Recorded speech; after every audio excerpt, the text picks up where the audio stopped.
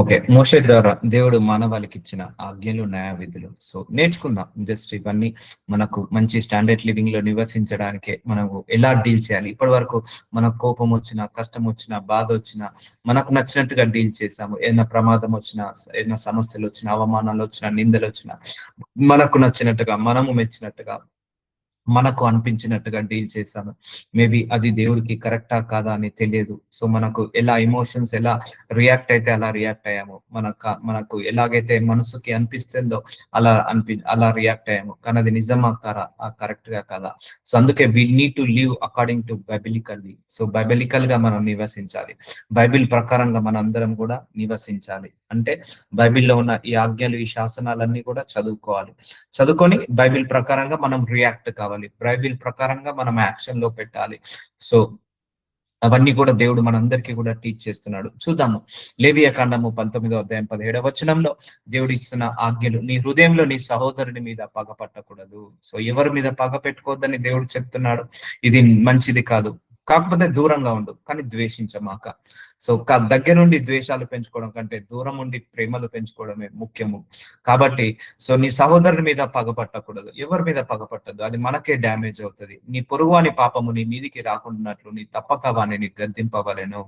So ఏదైనా కోపము, ద్వేషం ఉంటే ఒక మాట అక్కడికక్కడికి అయిపోవాలి. కానీ కొంతమంది 10 సంవత్సరాలు, 20 సంవత్సరాలు మనసులో పెట్టుకొని వాళ్ళ మీద పగబెట్టి తిట్టి శాపించి శాపనార్థాలు పెడుతుంటా అంటారు. అలా చేయకూడదు. సో ఎందుకంటే నీకెవరైనా శత్రువులు ఉన్నారా, క్షమించేసేయి. అదే గొప్ప రివెంజ్. క్షమించడమే గొప్ప రివెంజ్ అండి. మనం క్షమించడమే గొప్ప గొప్ప అద్భుతం అది. సో అందుకే క్షమించే హృదయం ఉన్నప్పుడు పగపట్టకూడదు. ఎంతైనా డిజాస్టర్ కానివ్వండి, గుర్తుపెట్టుకోండి. ఎవరిని ద్వేషించద్దని దేవుడు చెప్తున్నాడు. బైబిల్ ప్రకారము అందరిని క్షమించమని దేవుడు చెప్తున్నాడు. సో ఎవరిని చంపద్దు, ఎవరిని మనం క్రిటిసైజ్ చేయొద్దు, విమర్శించద్దు అని దేవుడు చెప్తున్నాడు. సో మన స్టాండర్డ్స్ లో మనం బ్రతుకుదాము.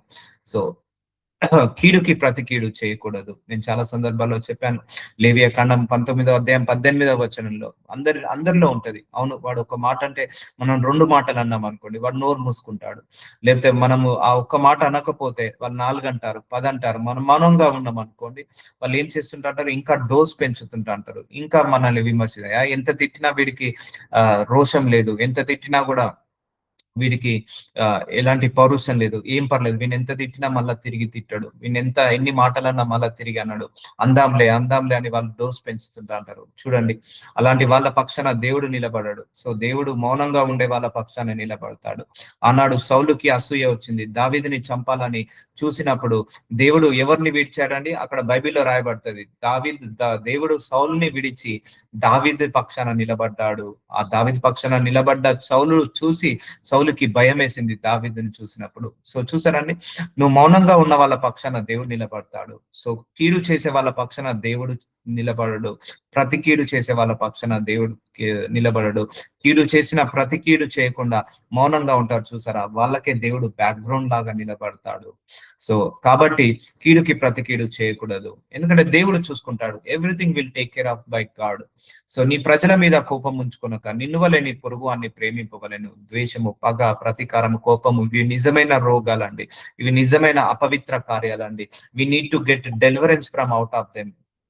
సో మనం బాగానే ఉన్నా కూడా మన చుట్టుపక్కల ప్రజల నుంచి మనకు శ్రమలు, పోరాటాలు, వాళ్ళ వ్యతిరేకతలు వస్తుంటా ఉంటాయి. లేకపోతే వాళ్ళ ప్రవర్తన వల్ల మనకు కోపము, ద్వేషం వస్తుంది. కానీ మనం ఏమీ చేయలేమండి. కాబట్టి అన్నిటిని ప్రార్థించుకొని దేవుడికి అప్పచెప్పడమే ఉత్తమమైన పని. వాళ్ళందరి ముందు, శత్రువులందరి ముందు మనల్ని గొప్పగా హెచ్చిస్తాడు. అందుకే మనం వీటిని హ్యాండిల్ చేయొద్దు. మనం వాక్యానుసారంగా బ్రతకడమే ఇంపార్టెంట్, వాక్యానుసారంగా జీవించడమే ఇంపార్టెంట్. అందుకే మన మనసులో ఎలాంటి ఈగో ప్రాబ్లం ఉన్నా కట్ డౌన్ చేసుకోవాలి. మన మనసులో ఎలాంటి యాటిట్యూడ్ ఇష్యూస్ ఉన్నా, బిహేవియరల్ ఇష్యూస్ ఉన్నా వాటన్నిటిని కట్ డౌన్ చేసుకోవాలి. సో ఈ రోజులలో అన్యాయం చేసే వాళ్ళకే ఫేవర్ గా ఉంటున్నారు. అందరూ కూడా న్యాయంగా ఇలా బ్రతికే వాళ్ళకు ఫేవర్ గా ఉండట్లేదని అనుకోవద్దు. దేవుడు వాళ్ళ పక్షాన నిలబడతాడు. కీడు చేసే వాళ్ళ పక్షాన దేవుడు నిలబడడు. ప్రతి కీడు చేసే వాళ్ళ పక్షాన దేవుడు నిలబడడు. ఏ కీడు చేయకుండా, ఏ ప్రతి కీడు చేయకుండా మౌనంగా ఉండే వాళ్ళ పక్షాన దేవుడు ఉండి వాళ్ళ తరఫున యుద్ధము చేస్తాడు. పిలుస్తాడు, నేనే మీ దేవుడైన యెహోవాను. దేవుడైన యెహోవాను అంటే దేవుడు అంటే కాపాడేవాడు, దేవుడు అంటే ఆదుకునేవాడు, దేవుడు అంటే రక్షించేవాడు, దేవుడు అంటే సహాయం చేసేవాడు, దేవుడు అంటే స్వస్థతపరిచేవాడు, దేవుడు అంటే మనల్ని పెంచి పోషించేవాడు, దేవుడు అంటే మనల్ని అన్ని రకాలుగా చూసుకునే వాళ్ళను దేవుడు అంటారు. సో దేవుడు అంటే విడిచిపెట్టేవాడు కాదు, దేవుడు అంటే మర్చిపోయేవాడు కాదు. సో మన దేవుడు, అందుకే ఇతను దేవుడు అన్నాడు కాబట్టి నేను నిన్ను చూసుకుంటా, నీ శత్రువులను నేను చూసుకుంటా, నీ యొక్క విరోధులను నేను చూసుకుంటా, నీ విమర్శలను నేను చూసుకుంటా, నువ్వు ప్రార్థించి నాకు ఒప్ప చెప్పేసి. అంతేగాని నువ్వు ఎవరి మీద పగ పెట్టుకోకు, ఎవరి మీద కోపం పెట్టుకోకు, ఎవరి మీద ద్వేషం పెట్టుకోకు. నిన్నెవరన్నా శపిస్తే నేను శపిస్తా వాళ్ళను, నిన్నెవరన్నా ద్వేషిస్తే నేను వాళ్ళను ద్వేషిస్తా, నిన్నెవరన్నా విమర్శిస్తే నేను వాళ్ళను విమర్శిస్తా. అందుకే అబ్రహాంకు ఒక వాగ్దానం ఇస్తాడు, అబ్రహామా, నిన్ను ఆశీర్వదించే వాళ్ళను మాత్రమే నేను ఆశీర్వదిస్తాను, నిన్ను శపించే వాళ్ళను నేను శపిస్తాను అంటాడు అబ్రహాంకి. సో అది ఎందుకు, అబ్రహాము దేవుడి యొక్క మనస్సు కలిగి ఉన్నాడు. సో మనం కూడా దేవుడి యొక్క మనస్సుని కలిగి ఉంటే సరిపోతుంది. అన్ని ఆయన్నే, మన శ్రమలను ఆయన్నే తుడిచివేస్తాడు, మన కష్టాలను, బాధలను, అవమానాలను అన్ని కూడా ఆయన్నే చూసుకుంటాడు. అదే ఇప్పటి వరకు మనం ఏం చేసాము, 10 మాటలు అంటే మనం 20 అన్నాం, వాళ్ళు 20 అంటే మనం 40 అన్నాము. మౌనంగా ఉండలేకపోయాము, ఎందుకంటే బాధేసో, లేక ఈగో హర్ట్ అయ్యో, లేకపోతే ఇలా ఇలా డీల్ చేస్తేనే వాళ్ళు ఆగుతారు, ఇలా డీల్ చేస్తేనే వాళ్ళు మళ్ళా మన మీదకి రాదు, అంతే కదండి. మనం ఎంత వంగినా కొద్ది లోకంలో మనుషులందరూ అలాగే వంచుతుంటారు. మనం ఎంత మౌనంగా ఉన్నా కొద్ది వాళ్ళందరూ ఇంకా ఎక్కువగా డోసులు పెంచుతుంటా అంటారు. ఇప్పుడు పిల్లి కూడా ఒక రూమ్ లో వేసి కొడితే అది కూడా తిరగబడుతుందట, పులి అవుతుందట. అలాగే మనందరం కూడా మౌనంగా ఉంటే ఇలా వీళ్ళు వ్యతిరేకత ఇస్తారు. మనము మాట్లాడకపోతే, మనము ఇలా బిహేవియర్ చెబితే, ఇలా ఇలా ఆపకపోతే వాళ్ళందరూ కూడా మనల్ని హింసిస్తారని మనం అలా రియాక్ట్ అయ్యాము. కానీ నిజమైన రియాక్షన్ ఫర్గివ్నెస్ అండి. నిజమైన reaction giving to God, ignoring them, వాళ్ళని ఇగ్నోర్ చేయడమే నిజమైన రియాక్షన్ అని దేవుడు చెప్తున్నాడు. సో ఇది బబిలికంగా నివసించడం అంటే ఇగో ఇలా నివసించాలి. కష్టమే కానీ ప్రార్థించుకోవాలి. రక్తము కూడినది ఏది తినకూడదు, శకునములు చూడకూడదు. సో చూడండి, శకునములు చూడకూడదు. కొంతమంది సోమవారము మంచి రోజు, మంగళవారం మంచి రోజు, ఆదివారం మంచి రోజు, బుధవారం మంచి రోజు. మనం క్రీస్తులో ఉన్నాము, 7 రోజులు మంచి రోజులే, ప్రతి గడియ మంచి గడియ. కొంతమంది రాహుకాలం అని, లేకపోతే కేతుకాలం అని చూస్తారు, లేకపోతే సూర్యగ్రహణం అని, చంద్రగ్రహం అని చూస్తారు. ఇవన్నీ మనం చూడకూడదు. మనదంతా చూడాల్సిందల్లా ఒక వాక్యము మాత్రమే. అమావాస్యతో మనకు సంబంధం లేదు, పౌర్ణమితో సంబంధం లేదు, విధియ తదియ తిథులతో మనం సంబంధం లేదు. తిథులు చూడొద్దు, నక్షత్రాలు చూడొద్దు, క్యాలెండర్లు చూడొద్దు. అంటే నల్ల పిల్లి ఎదురొస్తే అది అపశకునము, ఆ శకునము చూడొద్దు. నల్ల తాడు కట్టుకుంటే దిష్టి తాకదు, ఈ శకునాలు చూడద్దు. ఇవన్నీ విగ్రహారాధనతో సమానము. అండ్ దిష్టి తాకితే ఉప్పేసి దిష్టి తీయడము, ఇవన్నీ కూడా శకునాల కిందికి వస్తాయి. సో ఈ శకునాలు ఎప్పుడు కూడా మనం నమ్మద్దు. మనం నమ్మాల్సిందల్లా వర్డ్ ఆఫ్ గాడ్. అందరినీ ప్రేమిస్తున్నావా చాలు, అందరినీ సహాయం చేస్తున్నావా చాలు, అందరికీ సహాయం చేస్తున్నావా, అందరినీ ఇష్టపడుతున్నావా చాలు, అంతే. ఇంతకు మించిగా మనము ఏది కూడా నమ్మద్దండి. కొంతమంది గ్రహాలు నమ్ముతారు, శని గ్రహం అని, రాహు గ్రహం అని, లేకపోతే సూర్యగ్రహణం అని, చంద్రగ్రహణం అని, అవన్నీ నమ్మద్దు మనము. అండ్ తిథులు నమ్మద్దు, క్యాలెండర్లు చూడొద్దు. అలాగే నల్లతాడు కట్టుకోవడము, లేకపోతే ఉప్పుతోటి దిష్టి తీయడము, లేకపోతే గుమ్మడికాయలు కట్టుకోవడము, లేకపోతే పూజలు చేయడం, పునస్కారాలు చేయడం, ఇదన్నీ కాదు. Only prayer. మనకి ఏది వచ్చినా కూడా ప్రేయరే. మంత్ర యోగములు చేయకూడదు. So black magic, witchcraft, కొంతమంది ఉంటారు ఈవెన్ క్రైస్తవులలో కూడా కోపం వచ్చిందని వాళ్ళ బంధువుల మీదనో, స్నేహితుల మీదనో వెళ్ళి బ్లాక్ మ్యాజిక్ చేపిస్తుంటా అంటారు. అలాంటి మనం చేపియకూడదు. గుర్తుపెట్టుకోండి, అలాంటి వాళ్ళ దగ్గరికి కూడా మనం కాంటాక్ట్ కాకూడదు. ఎవరి మీద కూడా మంత్ర ప్రయోగాలు చేపియకూడదు, మనం కూడా చేయకూడదు. సో కీడుకి వీళ్ళన్ని నరకాలకు వెళ్తారండి, శకునాలు చూసేవాళ్ళు, ఈ మంత్ర బ్లాక్ మ్యాజిక్, విచ్ క్రాఫ్ట్ చేసే వాళ్ళందరూ కూడా నరకానికి వెళ్తారు. సో వాళ్ళ దగ్గరికి వెళ్ళకూడదు. చాలా మంది కూడా తాయెత్తులు కట్టించుకుంటారు, వద్దు, అవన్నీ మనకు తగినది కాదు. సో శకునాలు చూడద్దు. ఎప్పుడు కూడా నువ్వు చూడాల్సిందల్లా, నీకు ప్రతిరోజు 360 రోజులు మంచి రోజులే అండి. సో సోమవారం మంచి రోజు, మంగళవారం మంచి రోజు, బుధవారం మంచి రోజు కాదు, ఆదివారం మంచి రోజు కాదు. మనకు 365 రోజులు మంచి రోజులే, 24 గంటలు మనకు మంచి రోజులే, 7 రోజులు మనకు మంచి రోజులే, సంవత్సరం అంతా మనకు మంచి రోజులే. నీ మైండ్ మనసు ఉంటే, నీ మనసు, నీ ఆలోచనలు కరెక్ట్ గా ఉంటే చాలు. అన్ని మంచి రోజులే. సో ఎప్పుడు కూడా తాళ్ళు కట్టుకోవడాలు చేయకండి. ఎప్పుడు కూడా మంత్ర ప్రయోగాలు చేసే వాళ్ళ దగ్గరికి వెళ్ళకండి. అండ్ వాళ్ళ దగ్గరికెళ్ళి డబ్బులిచ్చి వేరే వాళ్ళకు చెడు జరగాలని చేయొద్దు. ఎప్పుడు కూడా ఇవన్నీ కూడా చేయొద్దు. మనం చేయొద్దు, ఇంకోరికి కూడా చేపించొద్దు. బ్లాక్ మ్యాజిక్, విచ్ క్రాఫ్ట్ ఇవైతే లోకంలో అత్యధికంగా అయిపోతున్నాయి. ఏమైనా పగ ఉంటే ఇగో ఈ రకంగా తీర్చుకుంటున్నారు. ఎందుకంటే దీనికి ఒక ప్రూఫ్ అంటుండదు. ఒక పోలీస్ కేస్ అంటుండదు. సో చాలా మంది చంపేశారనుకోండి పగతోటి, పోలీస్ కేసు అవుతది, ప్రాబ్లం అవుతది. కాబట్టి ఇలా మంత్ర ప్రయోగాలు చేసి వాళ్ళు ఆర్థికంగా ఇబ్బంది పడేలాగా, ఫైనాన్షియల్ గా ఇబ్బంది పడేలాగా, లేకపోతే హెల్త్ విషయంలో ఇబ్బంది పడేలాగా ఇలా బ్లాక్ మ్యాజిక్ చేపిస్తుంటారు. అన్నిటికీ సొల్యూషన్ ప్రేయర్ అమ్మ. ఒకటే సొల్యూషన్ ప్రేయర్. ఒకవేళ నీకు దిష్టి తాకిందని అనిపిస్తే పిల్లలకు ప్రేయర్ చేయి, తల మీద చేసి ప్రేయర్ చేయి. నువ్వు బయటకు వెళ్తున్నావా, రాకపోకలందు తోడుగా ఉండని ప్రార్థించండి. అంతేకాని పొద్దున ఈ గడియ మంచిలేదు, మధ్యాహ్నం ఆ గడియ మంచిలేదు, సాయంత్రం ఈ గడియ మంచిలేదు, అన్ని గడియలు మంచియే. నువ్వు ప్రార్థన చేసుకొని వెళ్ళు, ప్రార్థన చేసుకొని రా. ఇవన్నీ మైండ్ లకేరి తీసేయాలి. ఈ శకునాలు, ఈ క్యాలెండర్లు, ఈ యొక్క ఆస్ట్రాలజీ వాస్తు నమ్మద్దు, జ్యోతిష్కం నమ్మద్దు, మెడిటేషన్ నమ్మద్దు, యోగా నమ్మద్దు. So don't believe such things. Only you should believe God only. ఇవన్నీ సృష్టిలో ఒక భాగము. ఈ సృష్టిలో ఒక భాగాన్ని నమ్మద్దు. సృష్టికర్తను మాత్రమే మనము నమ్మాలి. ఇంకా ఎవరైనా మీ లోపల ఇలా శకునాలు చూస్తుంటే, ఇలా మంత్ర ప్రయోగాలు చేపిస్తుంటే స్టాప్ దెమ్. వాళ్ళందరూ కూడా నరకానికి వెళ్ళి వాళ్ళు అగ్నిలో కాల్చబడతారు వీళ్ళందరూ కూడా. సో మీ నుదుట వెంట్రుకలను గుండ్రముగా కత్తిరింపకూడదు, మీ గడ్డపు పక్కలను గొరగకూడదు. ఇప్పుడు చూడండి, బాయ్స్ అంతా డిఫరెంట్ గా షేవింగ్స్ చేపించుకుంటున్నారు. అలా చేపించుకోకూడదు. నుదుటి వెంట్రుకలు అంటే ఏంటిది? ఈ యొక్క హైబ్రోస్ ని గుండ్రంగా కత్తిరింపకూడదు. సో లేడీస్ కి చాలా మంది చేసుకుంటా అంటారు, బట్ ఇప్పుడు అందరికి కూడా కామన్ అయిపోయింది. చాలా మంది జెంట్స్ కూడా గడ్డాలు కూడా ఇట్లా నీట్ గా క్లీన్ షేవింగ్ చేసుకోరు. ఇక్కడ నుంచి ఇక్కడ వరకు ఒకలాగా, ఇక్కడ నుంచి ఒక షేపు, ఫేస్ మీద అంతా ఒక షేపులు పెట్టుకుంటా అంటారు. అలాంటి చేసుకోకూడదు. చచ్చిన వారి కొరకు మీ దేహంను చీల్చుకోకూడదు. కొంతమంది చనిపోగానే వాళ్ళు కోసుకుంటా అంటారు. కొంతమంది ప్రేమించకపోతే దేహాన్ని కోసుకుంటా అంటారు. నువ్వు నన్ను లవ్ చేస్తే చెయ్యి, లేక నువ్వు చేయకపోతే నా శరీరాన్ని కోసుకుంటా అంటారు. ఎప్పుడైనా మన శరీరాన్ని హాని కోసుకోకూడదు. ఎందుకు కొంతమంది ఎమోషనల్ అవుతారు, భర్త తిట్టారని, భార్య తిట్టిందని, లేకపోతే ఎవరైనా చనిపోతే దేహాన్ని చీల్చుకుంటారు, సెల్ఫ్ హార్మ్ చేసుకుంటారు కత్తితోటి. అలాంటివి చేసుకోకూడదు. ఎందుకంటే మన శరీరం దేవుడి యొక్క ఆలయము. పచ్చబొట్లు మీ దేహంను పోడ్చుకోనకూడదు. సో ఇప్పుడు అందరూ చూడండి, ఏ శరీరం మీద కూడా టాటూ లేకుండా లేదు. సో టాటూ ఉండొద్దని దేవుడు కొన్ని వేల సంవత్సరాల క్రితమే చెప్పాడు. కానీ ఇప్పుడు అందరి శరీరాల మీద టాటూస్ చూస్తున్నాను. చచ్చిన వారి కొరకు దేహము చీల్చుకుంటున్నారు. సో కొంతమంది పచ్చబొట్లు పొడిపించుకుంటారు. ఎవరైనా చనిపోయారు అనుకోండి, వాళ్ళ లవర్ పేరు, వాళ్ళ మదర్ పేరు, వాళ్ళ ఫాదర్ పేరు పచ్చబొట్టు పెట్టారు. నో, ఈ దేహము నీది కాదు, దేవుడిది. దీని మీద ఎలాంటి డ్యామేజ్ జరగకూడదు, ఎలాంటి కోత జరగకూడదు, సెల్ఫ్ హార్మ్ జరగకూడదు. కొంతమంది కత్తి తీసుకొని పోడ్చుకుంటారు. సో ఆత్మహత్య మహాపాపం. ఒకటే గుర్తుపెట్టుకోండి, ఆత్మహత్య చేసుకునే వాళ్ళు కూడా నరకానికి వెళ్తారు. సో మన ప్రాణం పోయేంత వరకు మనము జీవించాలి. దేవుడు ప్రాణాన్ని తీసుకునేంత వరకు మనం జీవించాలి. ఆత్మహత్య మహాపాపము. అలాగే చచ్చిన వారి కొరకు దేహము చీల్చుకొనడము మహాపాపము. పచ్చబొట్లు పొడుచుకోవడం మహాపాపము. ఇవన్నీ కూడా దేవుడు పెట్టాడు, మీ దేవుడైన యెహోవాను. సో ఇన్ని నమ్మద్దు. ఇవన్నీ జరుగుతున్నాయా లేదా? సో నుదుటి మీద వెంట్రుకలను గుండ్రంగా కత్తిరించుకుంటున్నారు, గడ్డము పక్కలకు గొరుగుతున్నారు, చచ్చిన వారి కొరకు దేహము చీల్చుకుంటున్నారు. పచ్చబొట్లు అయితే అల్టిమేట్ గా అందరి శరీరాల్లో కనబడుతున్నాయి.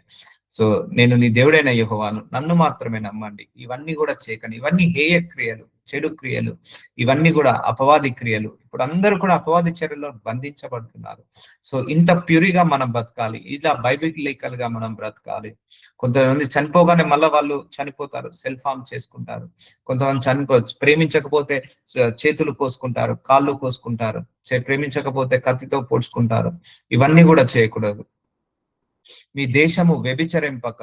చూసారా, దేశంలో అసలు ఈ మాటనే ఉండకూడదు.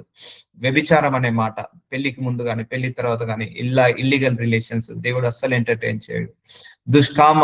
దుష్కామ ప్రవర్తనతో నిండకయు, అంటే కామంతో నిండకుండా, వ్యభిచారంతో నిండకుండా ఉండునట్లు నీ కుమార్తె వ్యభిచారయుటకు ఆమెను వేశ్యగా చేయకూడదు. చాలా మంది తల్లిదండ్రులే పిల్లల్ని, కొన్ని ఊర్లలో పిల్లల్ని వ్యభిచారిగా మారుస్తారు, ఆడపిల్లల్ని వ్యభిచారిగా మారుస్తారు, తల్లిదండ్రులే మారుస్తారు. తల్లిదండ్రులే డబ్బుల కోసము వాళ్ళను వేశ్యలాగా మారుస్తారు. సో వీళ్ళందరినీ కూడా దేవుడు ఆ నరకానికి వీళ్ళు చేసే క్రియలే నరకాన్ని, దేవుడు పంపించేది ఉండదమ్మా. సో ఇగో ఈ కార్యాలు చేస్తే నువ్వు పరలోకానికి, ఈ కార్యాలు చేస్తే నువ్వు నరకానికి వెళ్తావు అని చెప్పాడు. సో ఇప్పుడు వ్యభిచారం లోకమంతా విస్తరించింది, ప్రతి దేశంలో ప్రతి గ్రామంలో ఉన్నాయి.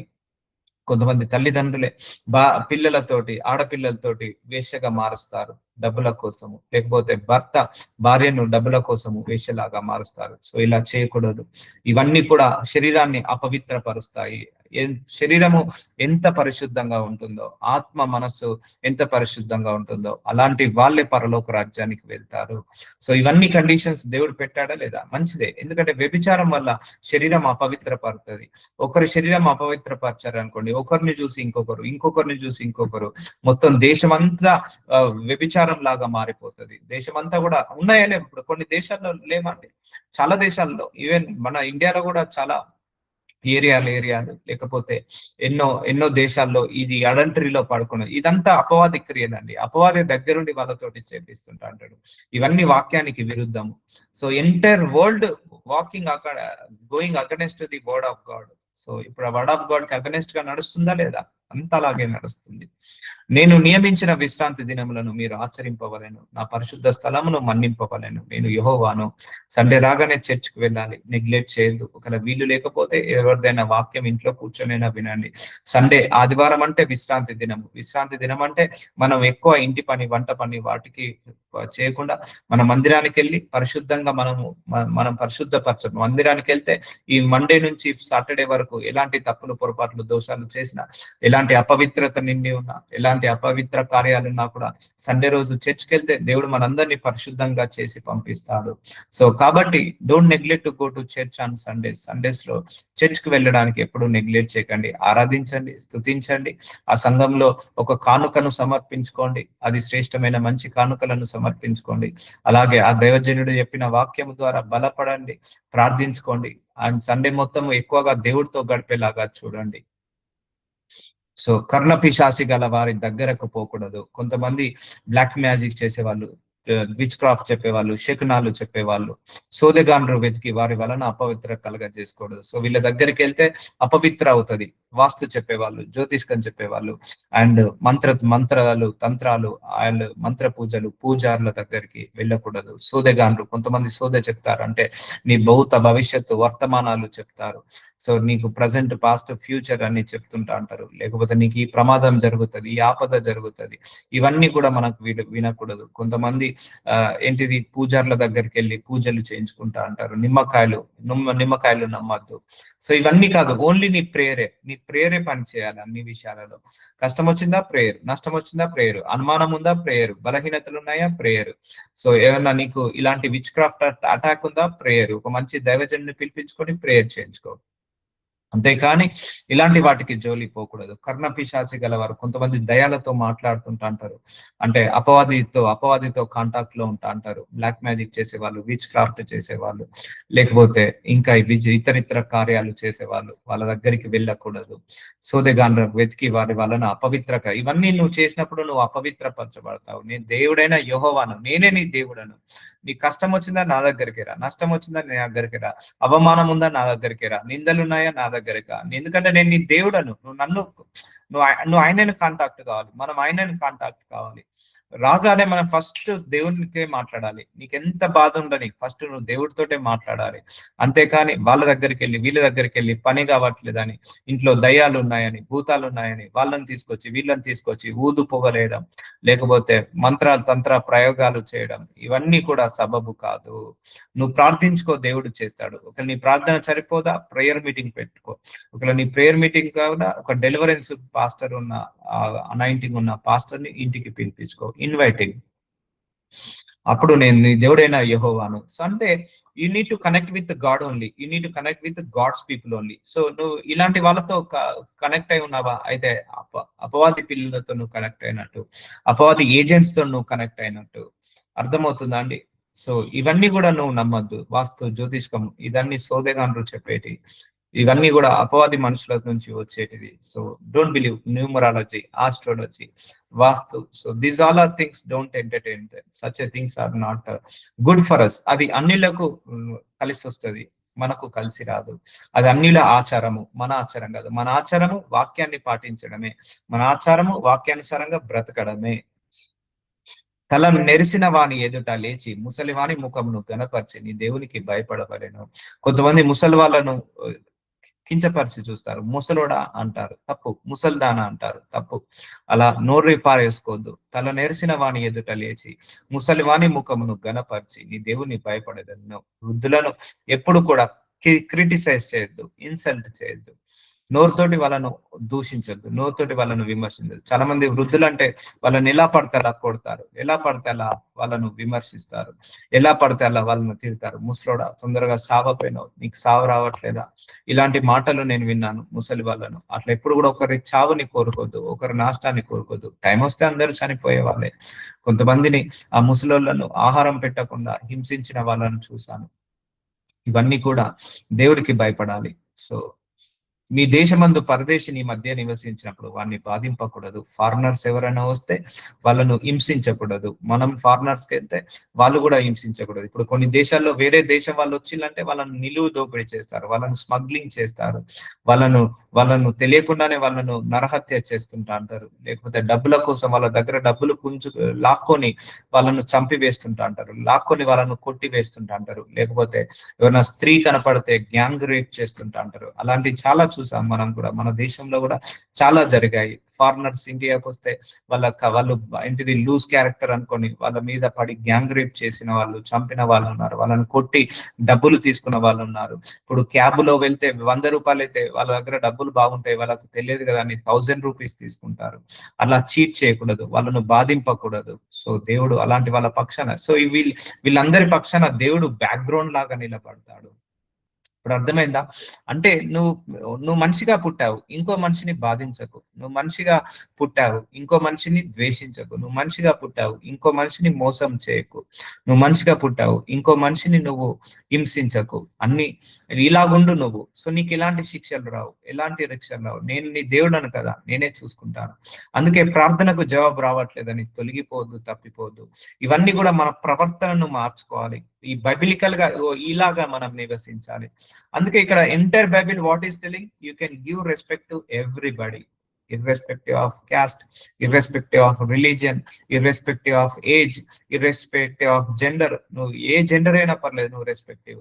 ఏ క్యాస్ట్ అయినా పర్లేదు, నువ్వు రెస్పెక్టివ్. ఏ దేశం వాడైనా పర్లేదు, నువ్వు respective. Give respect, take respect, అంతే. గివ్ ఇంపార్టెన్స్, టేక్ ఇంపార్టెన్స్, అంతే. Give good things and take good things from him, అంతే. అంటే ఒక మనిషి ఇంకో మనిషితో మంచిగా ఉండమనే బైబిల్ సెలవిస్తుంది. ఇదే. ఇప్పుడు ఒక మనిషి ఇంకో మనిషిని వ్యభిచారం చేపిస్తే పాపము, ఒక మనిషిని ఇంకో మనిషిని ద్వేషిస్తే పాపము, ఒక మనిషి కీడు చేస్తే ఆ కీడుకి ప్రతి కీడు చేస్తే పాపము. ఈ పాపాలన్నీ కూడా మొలకెత్తుతా ఉంటాయి. మీ మధ్య నివసించు పరదేశిని మీలో పుట్టిన వాని వలె ఎంచవలెను. చూసారా అండి, మన ఇంట్లో కుటుంబ సభ్యుల్లాగా ఎంచాలి. మనకు పిల్లలు పుడితే ఎలాగైతే జాగ్రత్తగా చూసుకుంటామో, ఎలాగైతే కన్సర్న్ చూస్తామో, అలాగే మనము ఈ యొక్క మన మధ్య నివసించు పరదేశిని కూడా అలాగే చూడాలి. నిన్ను వలె వాణిని ప్రేమింపవలెను. ఐగుప్త దేశంలో మీరు పరదేశులే ఉంటుంది, నేను మీ దేవుడైన యెహోవాను. సో ఒకప్పుడు ఇజ్రాయెల్ ప్రజలు ఐగుప్త దేశంలో పరదేశుల్లాగా ఉన్నారు. అప్పుడు ఏం చేశారు? వాళ్ళను బానిసత్వం చేశారు, వాళ్ళని హింసించారు, కొట్టారు, చాకరీ చేపించారు, బండలు మోపించారు, పెద్ద పెద్ద కష్టాలు, కొట్టారు, తిట్టారు, నానా హింసలు, చిత్రహింసలు చేశారు. ఐగుప్త దేశంలో వీళ్ళు పరదేశులుగా ఉన్నప్పుడు, ఐగుప్తలో ఇజ్రాయలీల ప్రజలు పరదేశులుగా ఉన్నప్పుడు. సో కాబట్టి ఫారినర్స్ ని ప్రేమించాలి అంటున్నాడు. ఇప్పుడు మనల్ని కూడా, ఇప్పుడు చాలా మంది కంట్రీస్ లో ఇండియన్స్ కి వ్యతిరేకత, ఇండియన్స్ ని అంటే ఓర్వరు, వాళ్ళను కొడుతుంటా అంటారు, వాళ్ళను ఫిజికల్ గా డ్యామేజ్ చేస్తుంటా అంటారు, ఈవెన్ షూట్ చేసి కూడా చంపుతుంటా అంటారు ఇండియన్స్ ని కనపడగానే. ఎందుకంటే మీ వల్ల మాకు ఆపర్చునిటీస్ రావట్లేదని హేట్రేడ్ పెంచుకుంటా అంటారు. సో ఇవన్నీ కూడా ఒక మనిషిని చంపావంటే నరకానికే, ఒక మనిషిని మోసం చేసావంటే నరకానికే, ఒక మనిషిని నువ్వు ద్వేషించావంటే నరకానికే, ఒక మనిషిని విమర్శించావంటే నరకానికే, ఒక మనిషిని నువ్వు అన్యాయం చేసావంటే నరకానికే. చూసారండి, అక్కడ నరకాన్ని పెట్టాడు, ఇక్కడ స్వర్గాన్ని పెట్టాడు. సో వాళ్ళు చేసిన నువ్వు చేయకు అని అంటాడు దేవుడు. సో ఇది మన అందరికి బిగ్గెస్ట్ ఛాలెంజ్. నేను నీ దేవుడైనా, యెహోవాను, నేనే దేవుడని ఉన్నాను కదా. సో కాబట్టి నువ్వు ఇలా డీల్ చేయి, ఇలా హ్యాండిల్ చేయి అంటున్నాడు. So this is what we have to live according to biblical గా మన అందరం ఇలా నివసించాలి. బట్ బైబిల్ ఉంది కానీ చదివే వాళ్ళు ఎవరు ఉన్నారు? సో చదివిన అర్థం చెప్పే వాళ్ళే ఉన్నారు. సో దేవుడు కృపను బట్టి మనందరికీ కూడా ఇలా ఒక్కొక్క వాక్యాన్ని అర్థం చేసుకోండి. సో ఇలా అర్థం చేసుకుంటే నిజంగా మారుతారండి. నిజంగా బయట కూడా ఎవరు తప్పు కూడా నేను అనను, ఎందుకంటే ఈ బైబిల్ చాలా మంది చేతిలో లేదు. ఉన్న వాళ్ళు కూడా చదవట్లేదు, చదివిన వాళ్ళు కూడా అర్థం కావట్లేదు, అర్థం ఉన్న వాళ్ళను అర్థం చేసుకునే శక్తి లేదు. సో ఇదందరికీ కూడా అర్థం చేసుకునే శక్తి ఉంటే ఈ ప్రతి ఒక్క వచనం చూసారా, ఒక్కొక్క వచనాన్ని దేవుడు క్లియర్ గా ఒక్కొక్క వర్డ్ విప్పి విప్పి పూసగుచ్చినట్టు చెప్తున్నాడు మనందరికీ దేవుడు. అందుకే దేవుడికి కృతజ్ఞతాస్తుతులు చెల్లించాలండి. ఇంత మంచి వాక్యాలను ప్రతిరోజు మనకు ఒక డైలీ బ్రెడ్ లాగా ఇస్తున్నాడు, ఒక జ్యూస్ లాగా ఇస్తున్నాడు, మంచి అరటిపండు ఓల్చి జ్యూస్ చేసి ఇచ్చినట్టుగా మనందరికి ఇస్తున్నాడు. సో అందుకే we need to live according to biblical standard గా మనందరం కూడా నివసించాలి. తీర్పు తీర్చినప్పుడు కొలతలో గాని, తూకలో గాని, పరిమాణంలో గాని మీరు అన్యాయం చేయకూడదు. చూసారండి, ఎప్పుడైనా తొందరపడి ఎవరిని తీర్పు తీర్చదండి. ఎవరి పరిస్థితి ఎలా ఉందో మీకు తెలియదు. ఇప్పుడు నా పరిస్థితి ఏంటో మీకు తెలియదు. నేను ఎన్ని కష్టాల గుండా, ఎన్ని నష్టాల గుండా, ఎన్ని అవమానాల గుండా, ఎన్ని ఇరుకుల గుండా, ఇబ్బందుల గుండా వెళ్తున్నానో మీకు తెలియదు. మీరెన్ని కష్టాల గుండా, మీరెన్ని ఇరుకుల గుండా, మీరెన్ని అవమానాల గుండా వెళ్తున్నారో నాకు తెలియదు. సో ఎవరి పరిస్థితి ఎలా ఉంటుందో మనకు తెలియదు. ఎవరి పరిస్థితులు ఎలా ఉన్నారో, ఎవరైనా వాళ్ళ పరిస్థితిని బట్టి వాళ్ళు మాట్లాడతారు, వాళ్ళ సిచ్యువేషన్ బట్టి వాళ్ళు రియాక్ట్ అవుతారు. అందుకే తొందరపడి ఎవరిని తీర్పు తీర్చొద్దు, ఎవరిని కూడా తీర్పు తీర్చకండి. ఎందుకంటే ఎవరికి ఎన్ని బాధలు ఉన్నాయో మనకేం తెలుసు, ఎవరికి ఎన్ని కష్టాలు ఉన్నాయో మనకేం తెలుసు, ఎవరికి ఎన్ని బాధలు, హింసలు ఉన్నాయో, ఎన్ని రోగాలు ఉన్నాయో తెలుసు. కొంతమంది చూడడానికి బయటికి మంచిగా కనపడతారు, కానీ లోపల ఎక్కడెక్కడో నొప్పులు ఉంటాయి, ఎక్కడెక్కడో బాధలు ఉంటాయి. సో ఎక్కడెక్కడో సమస్యలు ఉంటాయి, ఎన్నో బాధలు, ఎన్నో చింతలు, ఎంతో విచారణలు ఉంటాయి. తొందరపడి ఎవరిని కూడా తీర్పు తీర్చొద్దు. అన్యాయం తీర్పు అస్సలకే చేయకూడదు. ఎటు న్యాయం ఉంటే అటే మాట్లాడాలి. ఎందుకంటే నువ్వు నీ కొడుకు తప్పు చేశాడు, నువ్వు నీ కొడుకు వైపు సపోర్ట్ చేసి వాడి కోసం నువ్వు నరకానికి వెళ్ళకు. నీ కూతురు తప్పు చేసింది, వాడికి సపోర్ట్ చేసి ఆ కూతురు వైపు సపోర్ట్ చేసి నువ్వు దానికోసం నువ్వు నరకానికి వెళ్ళకు. సో ఎటువైపు న్యాయం ఉంటే అటువైపే మాట్లాడాలి. అంటే కొలత చూస్తారు కదా, ఒక తరాజులో పెట్టినప్పుడు ఇటు బాటు వేస్తారు, ఇటు ఇటు టమాటాలో లేకపోతే బెండకాయలు వేసి చూస్తారు కరెక్ట్ గా కొలత ఉందా లేదా. ఆ కిలో అంటే కిలో బాటు ప్రకారమే చూస్తారు. సో అలాగే మనం కూడా తూకం వేసినట్టుగా ఉండాలి. అందుకే ఇదంతా గోల్ ఎందుకు, ఎవరిని తీర్పు తీర్చకండి. ఎవరు ఎలాంటి పరిస్థితులు ఉన్నారో మనకేం తెలుసు. అండ్ చాలా మంది మన దగ్గరకు వచ్చి కష్టాలు చెప్పుకుంటారు. నేను ఒకటే టిప్ చెప్తున్నా, ఒక్కరి వర్షన్ విని అదే ఫైనల్ అనుకోద్దు. చాలా మంది మనం ఏం చేస్తాం, ఒక వర్షన్ వినేసి ఓహో ఇదే కరెక్ట్ అనుకొని మనం ఏం చేస్తాము, తీర్పు తీర్చేస్తాము. లైఫ్ లో గుర్తుపెట్టుకోండి, 2 వర్షన్లు విన్నప్పుడే ఒక ఫైనల్ కన్క్లూజన్ కి రావాలి. ఎవరైనా నేను మంచోడనే చెప్పుకుంటాడు, చెడ్డవాడు కూడా నేను మంచోడనే చెప్పుకుంటాడు. వాడు మాత్రం ఎప్పుడు కూడా చెడ్డవాడని చెప్పుకోడు. ఎన్ని తప్పులు చేసినా, ఎన్ని పాపాలు చేసినా నేను మంచోడనే చెప్పుకుంటాడు మన దగ్గర. కానీ వాళ్ళు ఎప్పుడు కూడా వాళ్ళు చేసిన తప్పులు చెప్పరు, ఇతరులు చేసిన తప్పులను చెప్తారు. మనం ఏం చేస్తాము, ఇతరులు చేసిన తప్పులు అవే నిజం అనుకుంటాం. నేను నా లైఫ్ లో 90% చూసానండి. నేను లైఫ్ లో నా దగ్గరికి కొంతమంది కష్టాలు, వాళ్ళు ఇలాంటి వాళ్ళు, వీళ్ళు ఎలాంటి వాళ్ళు, వాళ్ళు మాకు అన్యాయం చేశారు, వీళ్ళు మాకు మోసం చేశారు, వాళ్ళు మమ్మల్ని తిట్టారు అని ఇలా చెప్పారు. నేను వాళ్ళను ఎంక్వైరీ చేశాను, ఇలా చేశారంటే వాళ్ళే తిట్టి మా మీద వేస్తున్నారు, వాళ్ళే తిట్టి మా మీద కేసులు వేశారండి, మేమేం చేయకున్నా. చూసారండి, నిజంగా చేసినాడేమో మౌనంగా ఉంటాడు, నిజంగా అబద్ధాలు మోసాలు చేసి అన్యాయాలు చేసి అక్రమం చేశాడేమో వాడే తప్పు చేసిన అని చెప్తాడు. అలా చెప్తే నా చిన్నప్పటి నుంచి 90% అబద్ధాలని తెలియదండి. 90% అబద్ధాలు. ఎవరు ఏం చెప్పుకున్నా వాళ్ళ వర్షన్ పాజిటివ్ గా చెప్పుకుంటారు, ఎవరు ఏం చెప్పుకున్నా వాళ్ళ వైపు వాళ్ళు పాజిటివ్ గా చెప్పుకుంటారు. వాళ్ళు తప్పు చేసినా అని చెప్పుకోరు. అవతలోడు చేయకున్నా కూడా చేశారని ఇంకా 10 ఎక్కించి చెప్తా అంటారు. అప్పుడు నువ్వేం చేస్తావు, అదే నిజమని నమ్ముకొని వాడిని తొందరపడి వాడు అలాంటోడా, వాడు అలాంటోడా, వాడు ఇలాంటోడా. సో కొంతమంది దైవజనుల మీద కూడా అనేకంగా వీడియోస్ తయారు చేస్తారు. అది చూడగానే ఈ దైవజనుడు ఈ తప్పు చేస్తాడా, అలాంటోడా అని అనుకోలేదు అని మనం ఏం చేస్తాం, తొందరపడి తీర్పు తీరుస్తాం. అలా తీర్పు తీర్చొద్దు ఎప్పుడు కూడా. Listen to both the version. ఇద్దరి వర్షన్ విన్నప్పుడు అప్పుడు తెలుస్తుంది ఎవరు రైట్ ఎవరు రాంగ్. నేను అట్లా విన్నప్పుడు 90% అబద్ధాలు తెలియండి చిన్నప్పటి నుంచి. ఒక ఫ్యామిలీ ఉండే, నా భార్య మంచిది కాదు, భార్య మంచిది కాదు అని చెప్పినప్పుడు, ఆ భార్యతో మాట్లాడినప్పుడు, లేదండి నా భర్తనే కొడుతున్నాడు, నా భర్తనే వేరే వాళ్ళతో తిరుగుతున్నాడు, ఇప్పుడు నా మీద నిందలేస్తున్నాడు అని ఇలా చెప్పడం జరిగింది. సో అలా ఉంటారమ్మా మనుషులు. సో అందుకే listen to both the version. ఎప్పుడు కూడా కన్క్లూజన్ కి రావద్దు, తొందరపడి మనం తీర్పు తీర్చొద్దు. ఇప్పుడు ఒకరు మన ఇంటి ముందట వచ్చి ఇంటి పైన గురించి చెప్పగానే అరే అది నిజమే అనుకొని ఇచ్చేస్తాం. ఎందుకంటే వీడి వర్షన్ వీడు మంచిగా పాజిటివ్ గా చెప్పుకుంటా అంటాడు, కానీ వాళ్ళ వర్షన్ నెగిటివ్ గా చేస్తుంటా అంటారు. మ్యానిపులేటెడ్ పీపుల్ అంటారు దీన్ని, గుర్తుపెట్టుకోండి. మ్యానిపులేటెడ్ పీపుల్ మ్యానిపులేట్ చేస్తుంటా అంటారు, మన మైండ్ ని, మన మైండ్ సెట్ ని మ్యానిపులేట్ చేస్తుంటా అంటారు. సో ఇలాంటి వాళ్ళు జాగ్రత్త. వీళ్ళందరూ తగులుకున్నారు నాకైతే, నా లైఫ్ లో వీళ్ళందరూ ఉంటారు. సో అందుకే బట్ దేవుడు నాకు ఒక విజ్డమ్ ఇచ్చాడు, చిన్నప్పటి నుంచి ఒక జ్ఞానం ఇచ్చాడు. సో ఏది మంచో ఏది చెడో, ఏది న్యాయమో ఏది అన్యాయమో గ్రహించే శక్తి మనందరికి ఇచ్చాడు. దాన్ని యూజ్ చేయాలి. Use your own mentality. వాడు చెప్పింది వీడు చెప్పింది ఏమి నువ్వు అన్యాయంగా తీర్పు తీర్చకు అనుకుంటామా లేదా? అయ్యో వాళ్ళు చెప్పగానే చా ఈయనేంటి ఇలాగా చేశాడు, ఇలాంటి వాడు కాదు కదా అని అంటాం. సరే వాడు చెప్పింది నిజమా? అబద్ధం ఉంటది. ఆ అబద్ధాన్ని నమ్మి మోసపోతుంటాం. నిజం ఉన్నవాడు ఎప్పుడు కూడా మార్కెటింగ్ చేసుకోడు, నిజం ఉన్నవాడు ఎప్పుడు కూడా ఇట్లా చెప్పడు ఒకరి మీద చాడీలు. అబద్ధాలు ఉన్నోడే, మోసాలు ఉన్నోడే చాడీ చెప్తుంటా అంటారు. సో అర్థమవుతుందా? అందుకే listen to both the version. ఇది ఒక టిప్ లాగా తీసుకోండి మీరందరూ కూడా. ఎందుకంటే తొందరపడి అంటాం మనము, వీడు ఇలాంటి పాపిస్తుడు అనుకోలేదు, వాళ్ళ వర్షన్ వినేసి నిజంగా వాడు అలాంటి వాడు కాదు, సో వీడు ఇలాంటి మోసగాడు అనుకోలేదు, వాళ్ళ వర్షన్ వినేసి. సో అందుకే కొలతలో, తూనికలో గాని, పరిమాణంలో గాని మీరు అన్యాయము చేయకూడదు. సో ఖచ్చితంగా ఉండాలి, ఖచ్చితంగా ఉండాలి. మన మాట తీరు అలా ఉండాలండి. సో అర్థమవుతుందా? అందుకే don't listen to anybody one side version, listen to both the version. ఎందుకంటే ఏ ఒక్కడు కూడా వాళ్ళ తప్పును ఎవరు చెప్పుకోగానే జీవితంలో చూడలేదండి. నా అత్త తప్పు చేసింది, నా కోడలు తప్పు చేసింది, నా మామగారు తప్పు చేశారు, నా బంధువులు తప్పు చేశారు, నా స్నేహితులు తప్పు చేశారు, నా అక్క చెల్లెళ్ళు తప్పు చేశారు. అసలు తప్పు చేసింది వీడు. వీడు తప్పు చేసి అందరినీ బ్లేమ్ చేస్తుంటా అంటారు, వాళ్ళు తప్పు చేసి అందరినీ బ్లేమ్ చేస్తుంటా అంటారు. అందుకే ఇవన్నీ కూడా మనం జాగ్రత్తగా ఉండాలి. అలాంటి వాళ్ళని ఎంటర్టైన్ చేయద్దు. I will not entertain such kind of people. Entertain చేయను. కుటుంబం నాకు ఎన్నో ఉంటాయి, కలిసిమెలిసి ఉండాలి. కోపాలు ద్వేషాలు ఉంటే దూరం ఉండాలి. అంతేకాని ఒకరి మీద ఒకరు కరుచుకోవడాలు, ఒకరి మీద ఒకరు చెప్పుకోవడాలు ఏమైతే అంటే వాళ్ళు చెప్పినప్పుడు మనం అదే ఫైనల్ అనుకుంటాం. సో మీకు అందరికి ఒక జ్ఞానం ఇస్తున్నాను, అలా ఫైనల్ గా అనుకోవద్దు ఎప్పుడు కూడా.